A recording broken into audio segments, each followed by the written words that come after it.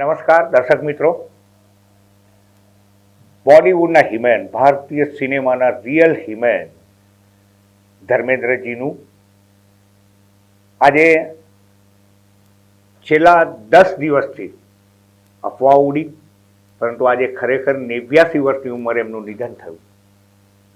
અભિપ્રાય ન્યૂઝ એના દર્શકો વતી હિમેન ધર્મેન્દ્રજીના પરિવારને ભગવાન દુઃખ સહન કરવાની શક્તિ આપે એવી પ્રાર્થના પણ કરે છે. સાથે સાથે ધર્મેન્દ્રજીના વડોદરા સાથેના સંસ્મરણો છે, એમની બોલિવૂડ સફર વિશે તો આજે દિવસભર ઘણા બધા માધ્યમોએ ઘણી બધી વાતો કરી છે. છતાંય ટૂંકમાં આપણે કહીએ તો પંજાબના પુત્ર,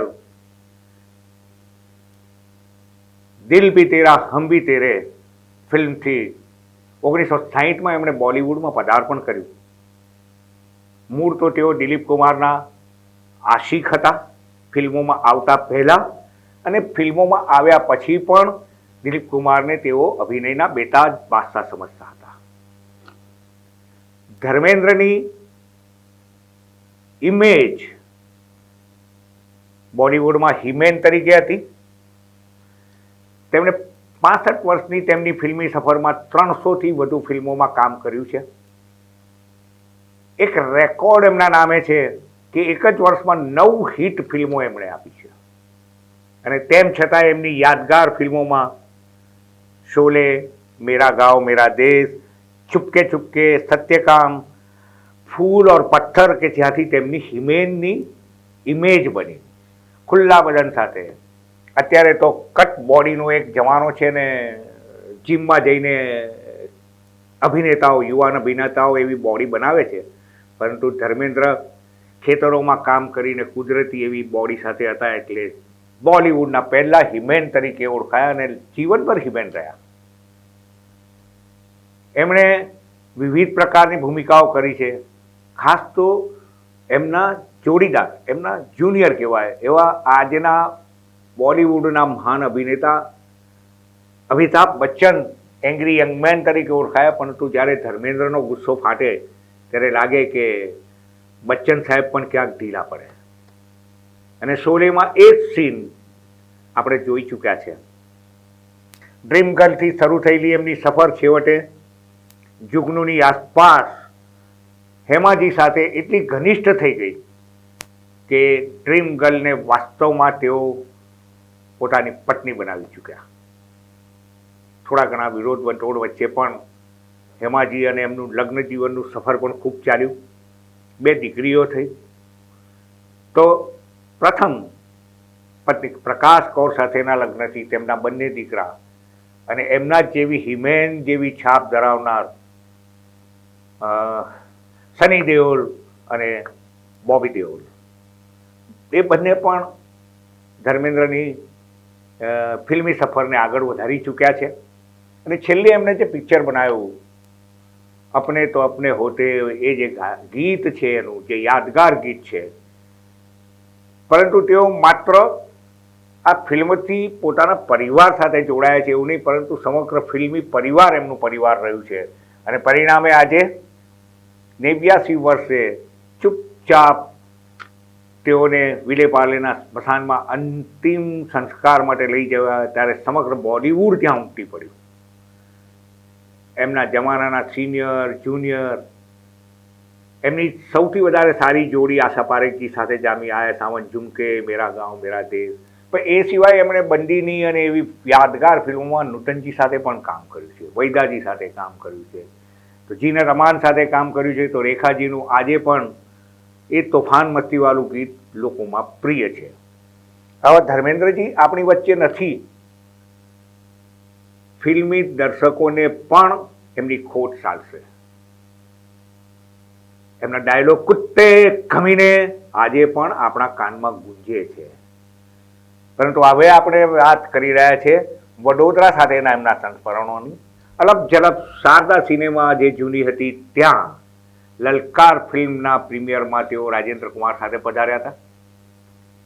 પરંતુ ત્યારબાદ 1990ના દશકમાં તેઓ 10 દિવસ વડોદરા નહીં પણ વડોદરાની નજીક હાલોલ લખી સ્ટુડિયોમાં મહેમાન હતા અને ફિલ્મનું નામ હતું દુશ્મન દેવતા. એમાં તે વખતે એમના હિરોઈન હતા ડિમ્પલજી.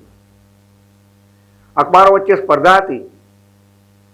સદનસીબે મારા એક મિત્રથી મને એમના આગમનની ખબર પડી અને હરણી એરપોર્ટ પર એમનું અને ડિમ્પલજીનું મેં અલગ ઝલપ ઇન્ટરવ્યૂ કર્યું અને અમારા સ્પર્ધક અખબારે બીજા દિવસે ધર્મેન્દ્રજીના વડા તલાવ ખાતેના શૂટિંગમાં જે ચારે બાજુ દારૂની બોટલો પડી હોય એને એક ન્યૂઝ બનાવી દીધો નેગેટિવ, ગુજરાતના ગાંધીમાં શૂટિંગમાં દારૂની રેલમ છે.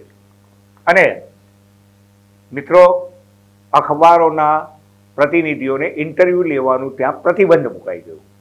પરંતુ સદનસીબે એમના પ્રોડક્શન કંટ્રોલર અને એના સિવાય પણ ગુજરાતીના અને હિન્દી પિક્ચરોના પ્રોડક્શન કંટ્રોલર, જેઓ રાજ કપૂરના પ્રેમ રોગમાં પણ રહી ચૂક્યા છે, એવા સ્વર્ગસ્થ અમૃત બારોટ, જેમની લક્ષ્મી સ્ટુડિયોમાં લક્ષ્મી હોટલ પણ હતી, એ પ્રોડક્શન કંટ્રોલર હતા અને મારા મિત્ર હતા. એમનાથી આ તબક્કે એમને એટલા માટે યાદ કરું છું કે ધર્મેન્દ્ર ડિમ્પલ સિવાય પણ ઘણા બધા એવા હીરો બરોડામાં આવતા અને ત્યારે 1 to 1 અમે મુલાકાતો કરતા. હેમાજીની પણ સૂર્યા પેલેસમાં મારા મિત્ર સાથે મેં ઇન્ટરવ્યૂ લીધું ત્યારે મુલાકાત હતી.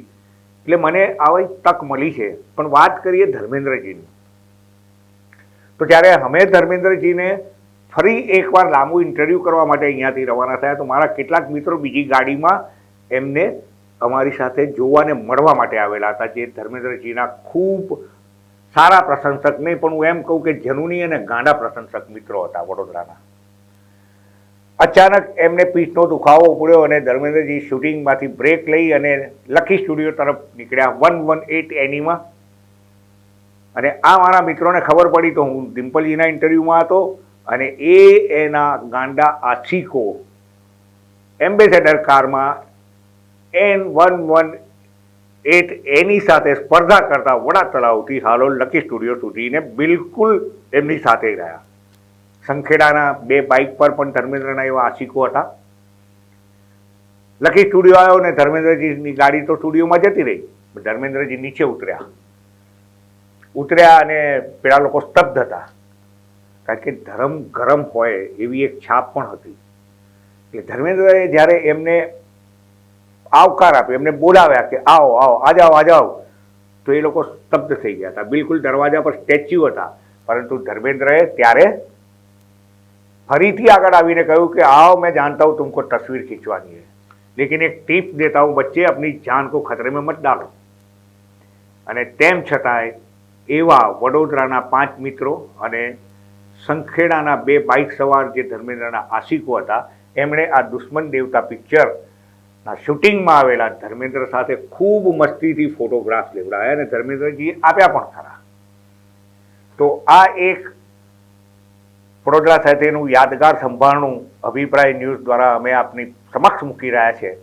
મને એમ લાગે છે કે આ બહુ જૂની વાર્તા છે, આજથી 35 વર્ષ પહેલાંની, અને છતાંય મારા મનમાં જે સંભાળનું છે, એક વધુ સંભાળનું નાની વાત એ છે કે જે પ્રોડક્શન કંટ્રોલર તરીકે હતા સ્વર્ગસ્થ અમૃત બારોટ, એ જ્યારે ધર્મેન્દ્રજીને મૂકવા માટે હરણી એરપોર્ટ એમની સાથે ગાડીમાં આવી રહ્યા હતા ત્યારે ધર્મેન્દ્રજીએ એમને 1000 રૂપિયાની ટિપ્સ આપી. તો 1 રૂપિયો ઉમેરીને સ્વર્ગસ્થ અમૃત બારોટે ધર્મેન્દ્રજીને પરત કર્યા કે આ હું તમને સાઇનિંગ એમાઉન્ટ આપી રહ્યો છું, મારું એક પિક્ચર બનાવવા જઈ રહ્યો છું, એમાં આપને હીરો તરીકે સાઇનિંગ એમાઉન્ટ. એવી કેટલી યાદગાર વાતો વડોદરા સાથે જોડાયેલી છે. પરંતુ આજે અભિપ્રાય ન્યૂઝ અને તેના દર્શકો વતી આપણે આપણા હિમેન બોલિવૂડના મહાન અભિનેતા, જેમણે વિવિધ પ્રકારના રોલ કર્યા છે, ક્યારેક કોમેડી, ક્યારેક એંગ્રી યંગ મેન, ક્યારેક સત્યકામ જેવી સામાજિક કથાઓ સાથે લઈને આવ્યા છે, તો ક્યારેક પ્રેમની વાત કરું તો એક જ વાત છે કે એક જ ફિલ્મમાં એમનું ગીત એવું હતું કે જેમાં તેઓ પ્રેમિકાને બદુઆ તો દે છે પણ ખૂબ સંગીતમય બદુઆ દે છે, મેરે દુશ્મન તું મેરી દોસ્તી કો તરસે. હવે આપણે ધર્મેન્દ્રની યાદને તરસીશું. ફરી એકવાર અભિપ્રાય ન્યૂઝ દ્વારા એમને શ્રદ્ધાંજલિ આપી અને વિરમું છું. વધુ સમાચાર જોવા માટે અમારી YouTube ચેનલને સબસ્ક્રાઇબ કરો અને જોડાયેલા રહો ફેસબુક, ઇન્સ્ટાગ્રામ અને ટ્વિટર પર.